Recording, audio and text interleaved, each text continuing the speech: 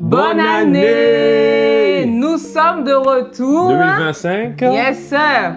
Une année qui s'annonce très bonne, je l'espère. Hein? Multiplication. Multiplication transgénérationnelle. Exactement. Et nous voulons te saluer, toi qui nous suis. Bienvenue dans cette autre vidéo. Et dans cette vidéo, en fait, on l'a fait parce qu'on a fait quelque chose d'incroyable l'année passée. Yes, completed. On a fait quelque chose dont on est fier et qu'on voulait partager avec toi parce que, figure-toi, ça fait déjà 1 an que je nous ai lancé le défi de lire la Bible en 1 an. Et j'avais mon partenaire, Salem, mon mari, qui a aussi fait le défi avec moi. Et donc aujourd'hui, dans cette vidéo, on va partager avec toi ce qu'on a appris, les conseils qu'on te donnerait si tu veux lire la Bible en 1 an ou tu veux juste commencer en fait à lire la Bible. On va partager avec toi ce que le Seigneur a mis dans notre cœur pendant toute cette année 2024 lorsqu'on a eu à lire la Bible. Et moi, je commencerai par te poser la question, comment tu te sens après avoir eu à lire la Bible pour une première fois en entier? Sincèrement, je me sens fier de moi. C'est un accomplissement, c'est quelque chose de...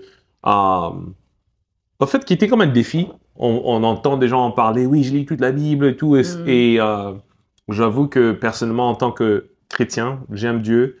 C'était quelque chose que je pense qui était important pour moi de le faire pour avoir une meilleure compréhension des Écritures. Et aussi étant un serviteur, pasteur, et c'est aussi très important pour moi en termes de ma maturité et grandir. Donc, je me sens bien, je me sens content. Au fait, la vérité aussi... Tu te sens pas un peu, comment on appelle ça, comme si tu avais une pression et maintenant la pression est un peu retombée? Elle est retombée, ouais, ça c'est sûr, ça c'est sûr. Mais je pense que la pression, je sais pas si elle est... je me suis imposé même cette pression ou bien c'est... c'est un mix, c'est un mix aussi un peu. Moi, comment tu te sens? Je sens que j'ai, personnellement comme toi, j'ai d'abord un sentiment de fierté. De fierté dans un sens où, tu sais, chaque année, au début de l'année, on a toujours des nouvelles résolutions. Hein? Toi-même, tu as peut-être une nouvelle résolution. La salle de sport. C'est quoi ta nouvelle résolution cette année? On te voit en février. Je t'assure. Non, mais partage avec nous si tu as une nouvelle résolution. Si toi aussi, tu t'es dit, voilà, cette année, j'ai envie de commencer à lire la Bible, mets-le-nous en commentaire que tu veux te lancer à faire ce défi. On sera content de te lire et de voir que toi aussi, tu as envie de commencer à lire la Bible et de la lire, pourquoi pas en entier, pendant toute une année. Et donc, moi, je me sens contente. Je suis heureuse de pouvoir l'avoir fait. Je suis fière du fait d'avoir eu à tenir aussi longtemps. Parce que souvent, on prend des résolutions, on se dit, je vais faire ça, je vais faire ceci. On ne va pas jusqu'au bout. C'est vrai. Et des fois, quand on a un peu été à être découragé, bah, du coup, on se lasse, ou bien on arrête, ou bien on dit, oh non, peut-être que je me suis donné un défi qui était peut-être plus grand que ce que je pouvais imaginer. Donc, pour moi, je pense qu'il y a d'abord ce sentiment de fierté, ce sentiment d'être content d'avoir pu le faire. Et surtout, ça m'a aussi montré qu'au fait, lire la Bible, c'est pas que pour une catégorie de personnes, tu vois. Voilà. Mon salaire est pasteur, mais moi, je suis pas pasteur, tu vois. Donc, pour moi, d'une manière ou d'une autre, d'avoir eu à le lire, ça a démystifié le fait de dire non, il faut que tu aies un certain niveau pour lire la Bible en entier. Ou de comprendre certains passages bibliques. Exactement, d'avoir l'impression que non, pour pouvoir le faire, il faut que je comprenne bien les Écritures ou quoi. Non, mais de voir que, au fait, vraiment, c'est possible. Et c'est juste une question de plein d'aspects qu'on va bientôt te donner tout au long de cette vidéo. Mais vraiment, j'étais contente de l'avoir fait. Et je suis contente que tu l'aies fait avec moi aussi, Doudou. Non, en tout cas, c'était important de le faire à deux. Ça, en tout cas, c'est ça. Et je voulais te demander, comment est-ce que du coup, d'avoir eu à lire la Bible pendant toute une année, a transformé ta relation avec Dieu?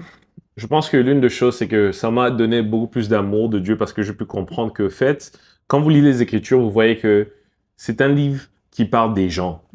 Vraiment de leur relation avec Dieu, la relation avec d'autres humains. Ça m'a donné beaucoup plus de compassion. Certains caractères bibliques, on s'est dit, mais David, comment il a fait ça? Mais Salomon, mais comment il fait? Et c'est là que pourquoi t'as fait ça? Pourquoi t'as fait ça? Et c'est là que je peux comprendre le fait que vraiment, il y a beaucoup de choses aussi que ça m'a donné beaucoup de compassion pour moi-même et pour d'autres personnes aujourd'hui, de me dire qu'il y a certains défis, il y a certains combats qu'on a aujourd'hui qui sont les mêmes. Au fait que quand on voit certains caractères bibliques, ils ont passé les mêmes trajets, les mêmes difficultés pour certains. Et même pour moi-même, ça m'a donné encore un plus grand amour pour Dieu, pour me dire qu'il y a des moments, sincèrement, dans l'Ancien Testament, je me disais, Dieu, il faut les finir, ces mecs, achève-les. Mais je me suis dit, mais si Dieu est patient avec eux, une fois de plus, je comprends pourquoi il est patient avec moi. Tu vois, c'est ça que je dois dire que ça m'a donné une différente perspective de les caractères bibliques, donc en termes de le passé, beaucoup plus de patience et d'amour et de compréhension de moi-même, ma vie et aussi des autres humains autour de moi.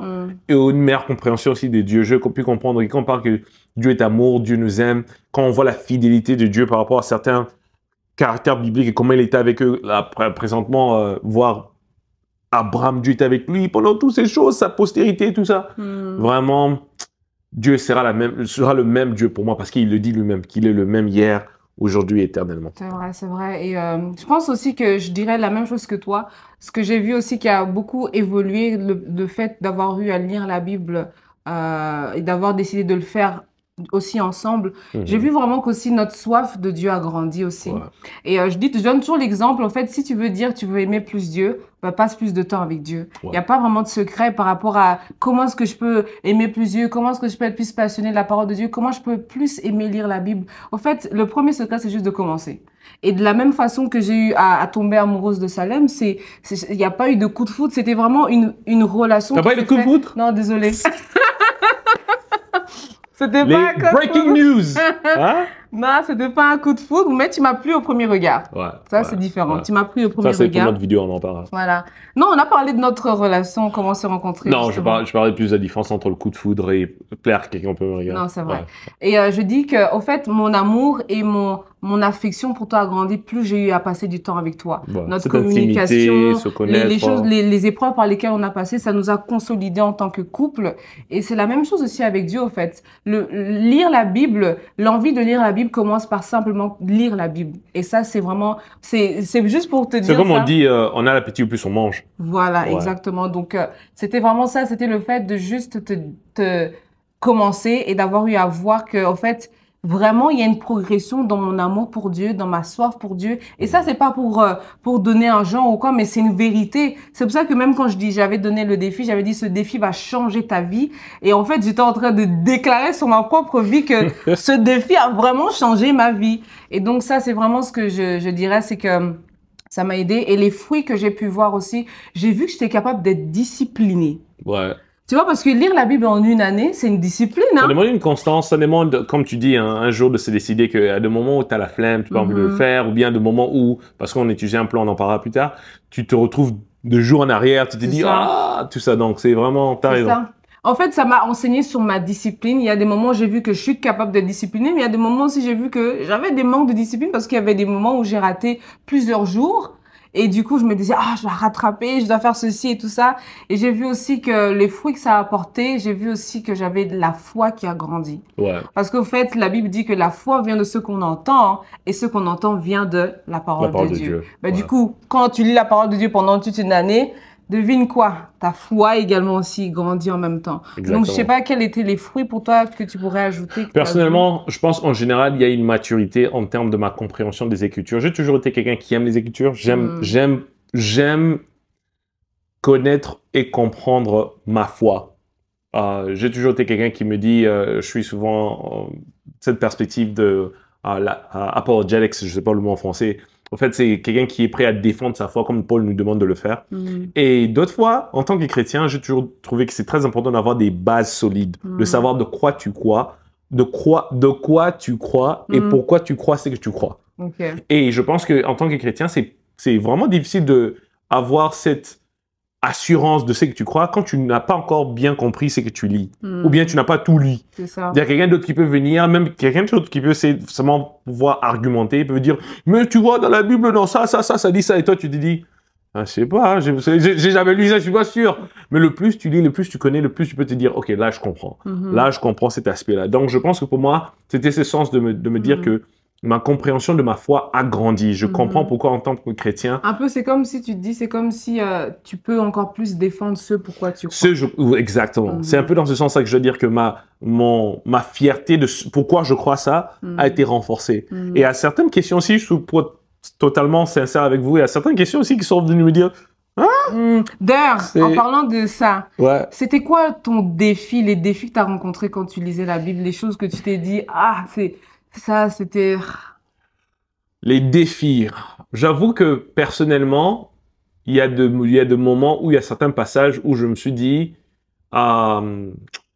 c'est un peu, comment je veux dire, si moi j'étais l'auteur, j'aurais quand même, tu vois, ce qui veut un peu, tu vois, résume un peu. Parce qu'à certains moments, par exemple, je me retrouve encore à Genèse et le livre de Nombres. Tu te retrouves un peu à Deutéronome, là où il y a beaucoup de citations de cette personne engendre cette personne est le père de celui-ci et de cela.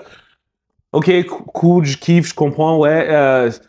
Tu vois, l'histoire, approcher l'histoire, c'est quoi où c'est palpitant. Et je pense que c'est à ce moment-là que c'était un peu difficile pour moi de rester accroché. Mais c'est vrai que je peux comprendre le fait que maintenant, quand tu te retrouves au Nouveau Testament et tu vois la lignée de Jésus, et tu comprends que, je comprends pourquoi ils ont pris le temps de dire ça. Parce que s'il n'y a pas ça, c'est du mal à vraiment concrétiser que Jésus vient de la lignée d'Adam. Ok. Donc, c'est un peu comme si tu dis qu'au début, certains passages pouvaient sembler comme si, ok, est-ce que c'est nécessaire? Mais plus tu continues à lire, tu vois en fait que c'est interconnecté et que c'est nécessaire. Par d'autres auteurs, hein, parce que quand tu vois le Nouveau Testament, le livre de Genèse par exemple, qui est écrit par Moïse, et tu retrouves Matthieu, qui est quelqu'un qui a vécu des centaines d'années plus tard, qui parle de la généalogie de Jésus, tu t'es dit, ouais, si Moïse n'avait pas pris le temps d'être vraiment un peu plus méticuleux par rapport à ça, peut-être beaucoup de gens auraient dit, mais ça c'était vrai, on ne connaît pas qui était son père, qui était sa mère, mais il a pris le temps de le faire. Donc, c'était un peu ça, j'avoue que ça, c'était quand même difficile. Une autre partie peut-être était aussi quand on se retrouve avec Paul, qui est en train de mettre des fondations de la foi, certains principes qui étaient... C'est vrai que je pense que les épîtres de Paul sont vraiment des choses qui viennent vraiment, comment je peux dire ça, qui sont, comme tu as dit, les fondations de notre foi, les choses pour lesquelles on croit. Il y a des choses vraiment que quand tu lis les épîtres de Paul et le Nouveau Testament, c'est là, au fait, que les choses là, c'est là que ça commence, entre guillemets, je pourrais dire ça, mais d'une manière où, en fait, c'est vraiment le temps de la grâce et c'est le temps dans lequel nous, on vit, au fait. Nous, on vit, exactement. Et non seulement la compréhension de certains fondements des Paul ont créé beaucoup de divergences dans certaines fois, certaines dénominations. C'est là qu'il y a des différents vents, différents courants et tout ça, même dans le christianisme. C'est vrai. Et je dois dire aussi que la chose qui était aussi difficile pour moi, c'est qu'il y avait des moments où j'étais un peu démotivée dans un sens où moi, en fait, je suis quelqu'un... J'aime lire, maintenant je dois le dire, j'aime lire, mais j'aime le papier, j'aime m'asseoir, j'aime mes petits fluos, tu vois. Musique, grosse Bible, petit cahier. Non, pas la musique. Pas de musique? Pas de musique, mon frère. Pas des dapis un peu derrière, douce musique? Non, pas forcément. En fait, j'aime le fait de prendre le temps de rester sur certains passages. Ouais. Et je dois dire que ce qui était un peu compliqué par moment, c'était de pouvoir... passer d'un passage à un autre comme ça, jour après jour, jour après jour. J'avais l'impression qu'en fait, j'avais pas le temps d'ingurgiter vraiment la nourriture. Tu vois, c'est comme si tu es encore en train de manger et puis on te donne tu dois prendre une autre cuillère, Parce qu'il faut expliquer pourquoi. Parce qu'au fait, quand vous voulez lire la Bible en une année, il y a une certaine quantité, je veux dire, de passages ou de chapitres qu'il faut lire par jour pour rester sur ce 12 mois. Et ça, c'est parce qu'on avait fait un plan biblique qui avait déjà scindé les jours et pour pouvoir couvrir en fait une année entière de lire la Bible. Et donc, je dois dire que ça, c'était un peu difficile pour moi. J'ai dû un peu changer ma mentalité de pas toujours penser qu'il fallait que je reste là en train de méditer, que je note et que quand je sors d'avoir lu, là, vraiment, ça m'a explosé et tout ça, tu vois. Donc, du coup, je pense que ça, c'était un peu ce changement de la façon de voir les choses et de me dire, et si peut-être j'écoutais, et si peut-être au lieu de m'asseoir, je prenais le temps de lire et après, quand j'ai le temps de revenir dessus et tout ça. Donc, je pense que ça, c'était un défi pour moi de pouvoir me dire, je peux pas tous les jours avoir tout retenu parce que c'est beaucoup. Et nous, on a une approche différente parce que toi, tu as beaucoup lu sur papier. Voilà. Et moi, j'ai beaucoup écouté. Wow, je n'ai qu'écouté, au fait. C'est ça, en fait, 2 avis, un défi. Un défi, exactement. C'était vraiment exactement ça.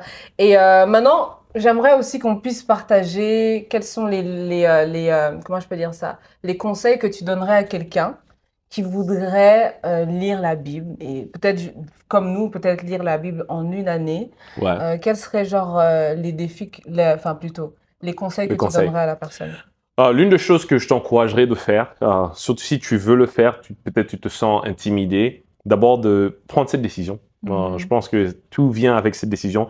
Dieu veut que tu le connaisses d'une manière plus intime. Donc, les Écritures, c'est la parole de Dieu. Donc, c'est si Dieu t'écrivait à toi une lettre, t'envoyait un texto, t'envoyait un message, t'envoyait un email. Donc, prends le temps de prendre cette décision de vouloir connaître Dieu d'une manière plus profonde. Donc, ça, c'est la première chose, de se décider de le faire. Parce que il y a des moments où tu es découragé, il y a des moments où la vie arrive. Parce que quand on parle de lire la Bible, c'est pas parce qu'on était des moines, on n'avait rien d'autre à faire, on lit la Bible chaque jour. Donc, il y a le travail, il y a des choses, il y a la vie. Tu peux être un parent, étudiant, donc il y a plein de choses dans la vie. Et là, donc, mais la décision crée en toi la discipline. Donc, c'est pour ça que je commence avec cette décision, de décider de le faire. Une astuce qui nous a beaucoup aidé, c'est d'avoir une astuce? OK. Une astuce qui nous a aidé. L'anglophone, pardonnez-le. Pardonnez-moi, en tout cas, je suis plus souple en anglais. Ouais. Une astuce qui nous a beaucoup aidé, c'est de prendre un plan biblique. C'est ça. Le plan biblique nous a beaucoup aidé parce que le plan avait déjà scindé, OK, chaque jour, vous allez pouvoir avoir ces chapitres, ce livre, et aussi notre plan biblique nous a beaucoup aidé parce que le plan biblique avec un résumé Quand tu rentrais dans un nouveau livre. Pas nécessairement. Même quand on rentrait dans un nouveau jour, les chapitres qu'on allait pouvoir aborder pour ce jour-là, il avait déjà un résumé. Parce que des fois, on se retrouvait dans un livre là où il y avait un résumé parce que le livre est grand. Il y avait 2-3 résumés, tu te rappelles? Donc, il divisait les différents résumés parce que parfois, il y avait des livres qui étaient longs, comme par exemple Exactement. Psaume, et tout ça, et Genèse aussi. Oui, c'est vrai que c'était des grands livres. Donc, ça, c'est l'une des choses que je t'encourage d'avoir et un plan biblique. Nous, par exemple, on utilise l'application YouVersion. En fait, c'est l'application de la Bible. En français, ça s'appelle la Bible ou YouVersion ou comment? En fait, quand tu tapes la Bible, tu vas... Je mettrai le lien dans la description de l'application qu'on a utilisée et aussi le lien du plan qu'on a utilisé. Exactement. Et je suis d'accord avec Salem. Salem a donné le conseil d'utiliser un plan biblique. Et moi, je dirais aussi d'utiliser aussi des outils qui vont t'aider à comprendre. Comme par exemple, il y a des Bibles qui sont mis en place avec des concordances. Avec des commentaires. Tu peux aussi avoir des Bibles avec des commentaires. Et avec YouVersion, ce que tu as aussi comme outil dedans, c'est que tu as la Bible en audio. Donc du coup, au lieu de toujours avoir eu à juste lire la Bible, tu peux l'écouter. De toute façon, la foi vient de ce que tu entends. Exactement. Donc, d'avoir la possibilité d'avoir quelque chose que tu peux aussi écouter. Et j'ajouterais aussi d'avoir... du coup, un partenaire ou de le faire avec d'autres personnes. Et je crois que ça aide beaucoup. Et ça m'a beaucoup aidé d'avoir à le faire avec toi. Parce que je pense que ça donne aussi, ça enrichit l'étude. Dans un sens où tu entends les commentaires de l'autre personne et tu vois peut-être une perspective différente que toi, tu n'as pas forcément vue. Et puis, ça donne aussi, ça enrichit aussi votre conversation. Personnellement, en tant que couple, ça nous a vraiment enrichi dans nos conversations. J'ai vu combien Salem réfléchissait. J'ai vu comment Salem...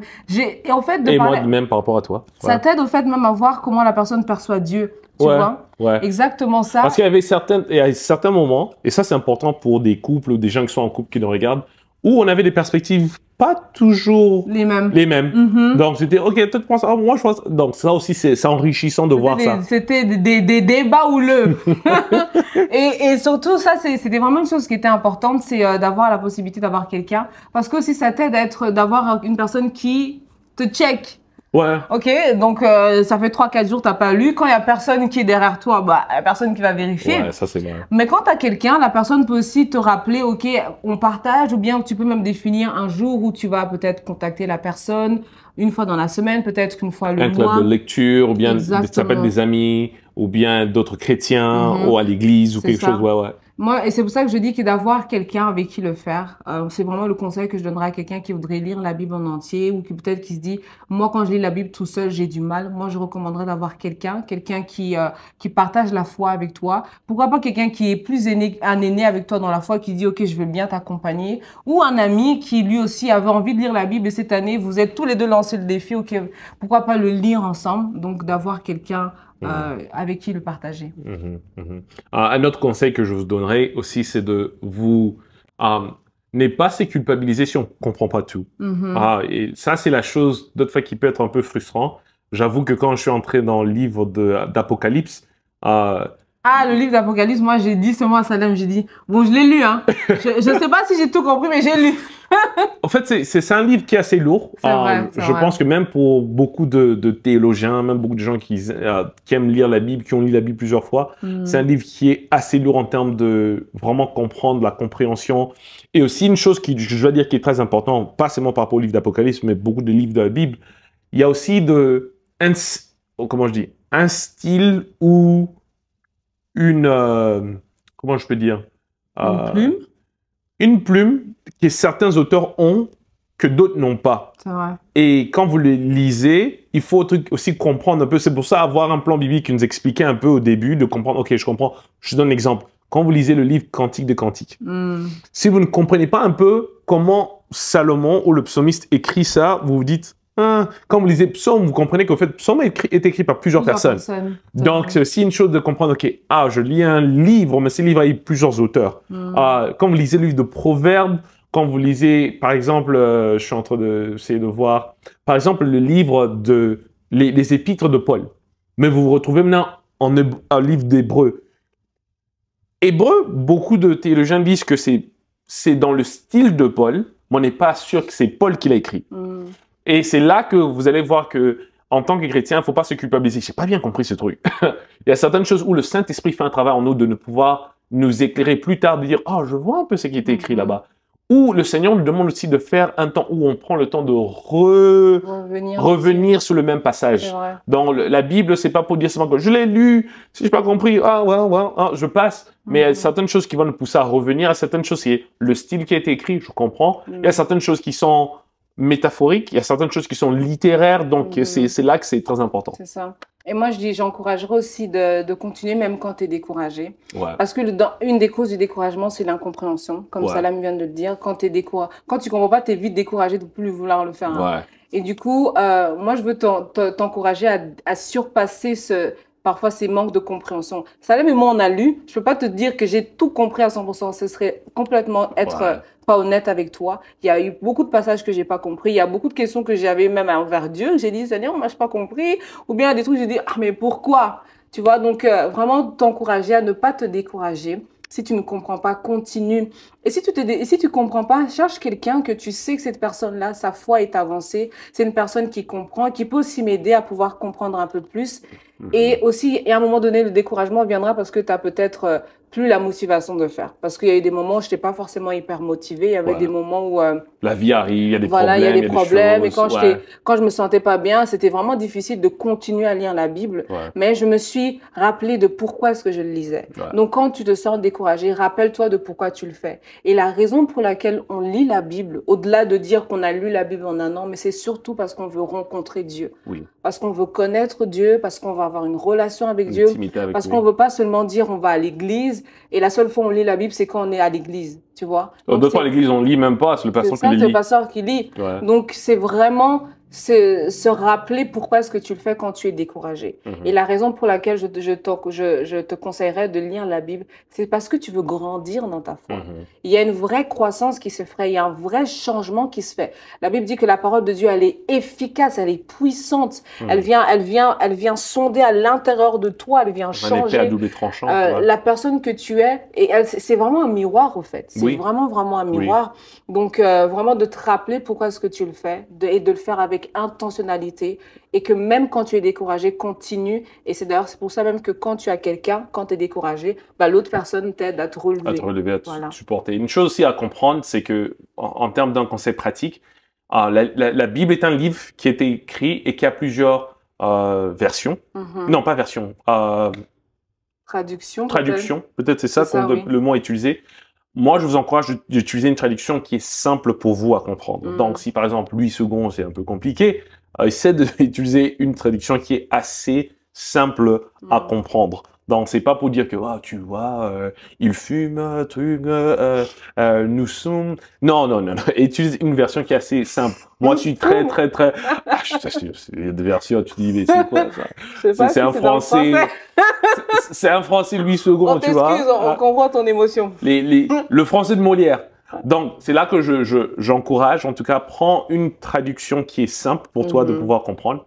Et aussi comprendre que, au fait, les Écritures, c'est un livre qui a une connotation spirituelle. Et en tant que chrétien, c'est là qu'on a besoin d'avoir le Saint-Esprit de nous aider à comprendre. C'est là que quand tu lis, demande au Saint-Esprit, aide-moi à comprendre ce que je suis en train de lire. Et le Saint-Esprit sera là. Le Saint-Esprit... il nous enseignera toute la vérité. Toute la vérité, c'est ça que je cherchais au fait. Donc c'est l'une des choses que je t'encourage, en tout cas quand tu lis la Bible, d'avoir cette connotation. 1, essaie de lire quelque chose avec une traduction simple que tu comprends. Et de 2, que le Saint-Esprit puisse prendre ces phrases, ces mots que tu vois sur papier et les donner vie. Ça, c'est vraiment très important. Ça. Et je dirais aussi qu'il y a une chose qui est aussi, que je voulais dire, c'était quoi que je voulais dire? J'ai oublié. C'était... voilà. Je me rappelle maintenant.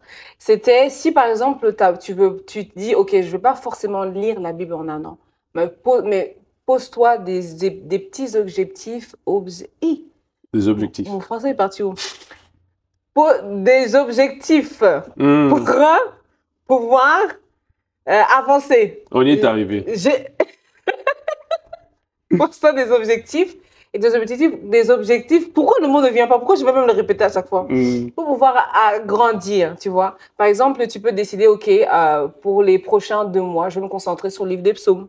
Oui. Peut-être pendant 1 mois, je vais lire le livre de Genèse. Ouais. Tu vois, donc de te donner des objectifs pour pouvoir aussi célébrer des choses que tu as fait pour pouvoir t'aider à continuer. Parce qu'en fait, lire la Bible sur une durée, c'est une course de fond. Tu vois, à un moment donné, tu dois aussi être content. OK, j'ai fait 1 tour. Waouh, bravo, j'ai fait 2 tours. Tu vois, donc c'est pour ça que je dis de se poser des objectifs pour aussi t'encourager à voir qu'au fait, j'ai déjà lu le livre de Genèse. Maintenant, je vais peut-être prendre le livre d'Exode.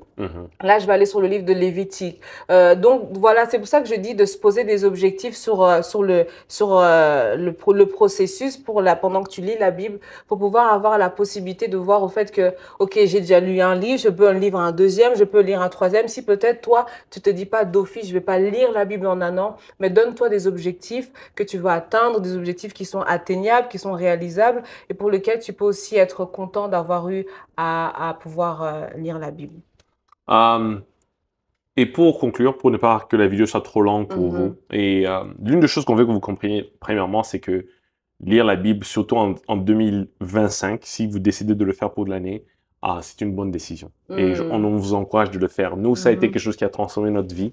L'un des conseils ou l'une des choses dont je veux voir pour toi, c'est que si tu devais relire la Bible, ok, pour toi, tu lirais la Bible dans son entièreté, prendrais une petite partie pour pouvoir approfondir.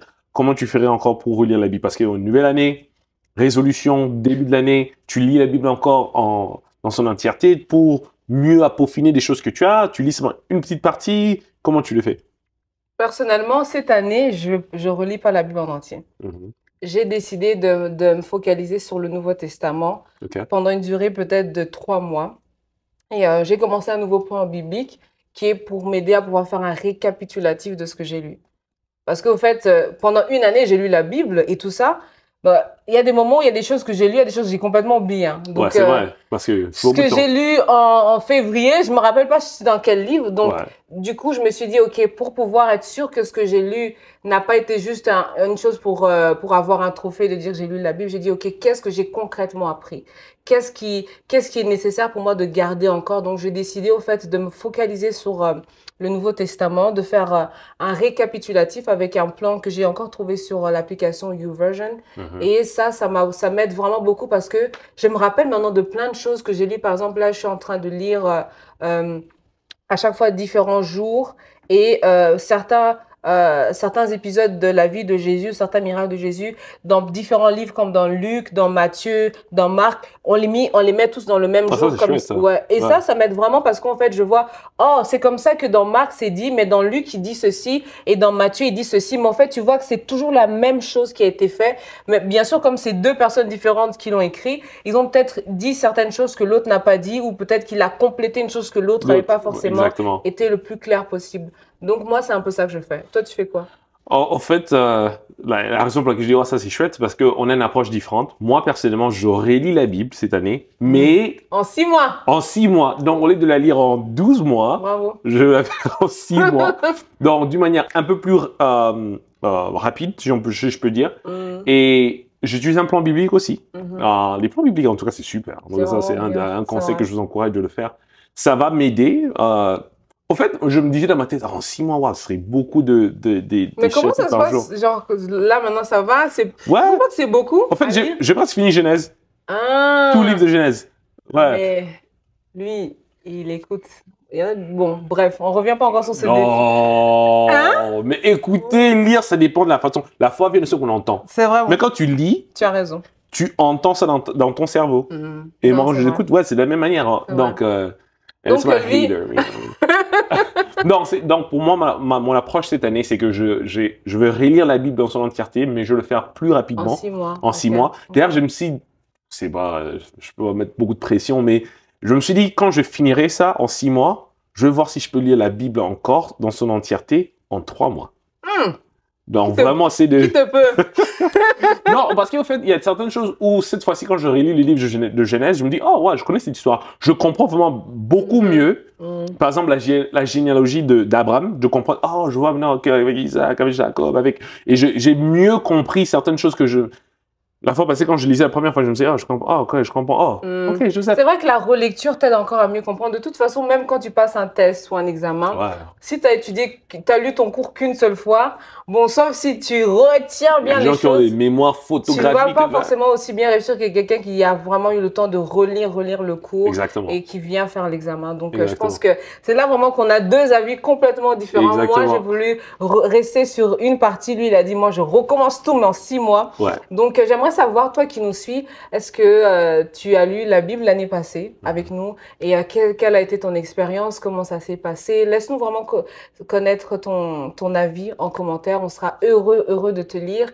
Et je terminerai en concluant en disant que lire la Bible, c'est pas qu'un défi, c'est un style de vie. C'est un style de vie parce qu'au fait, quand on choisit d'être enfant de Dieu, ça ne vient pas seulement sur le fait de « Oh, waouh, je suis devenu enfant de Dieu, ça s'arrête là, quelle est la suite ?» Moi, je dirais à quelqu'un qui vient de donner sa vie à Jésus, quelle est la suite? Ben, cherche à connaître Dieu. Et la manière la plus sûre de le connaître, c'est au travers de sa parole. Amen. Donc moi, ce serait ça que je dirais pour conclure. Je ne sais pas si toi, tu veux dire quelque chose d'autre. En tout cas, non, c'est la même chose que je dirais. En tout cas, c'est un style de vie. C'est décider de connaître Dieu d'une manière plus profonde, plus intime. Et le Seigneur dit, cherchez et vous trouverez. Donc, le plus tu cherches à le connaître, le plus il se laissera trouver, il va se révéler à toi. Et c'est notre prière aussi pour toi. On a hâte de te voir réussir cette année avec ce défi que tu te donnes de lire la Bible. Vraiment, et je crois vraiment que plus tu vas lire la Bible, plus bien sûr tu vas devenir assoiffé de Dieu. Amen. Comme c'est le thème de cette année pour ma chaîne YouTube, la soif de Dieu. Et si tu es encore là en train de nous regarder et que tu n'es pas encore abonné, tu attends quoi? Appuie sur le bouton, abonnez-vous. Ah oui, ah oui. Abonne-toi et active la cloche de notification, comme ça tu ne manques rien. Et on se retrouve très bientôt pour une autre vidéo. Que Dieu te bénisse. Bye bye. Ciao.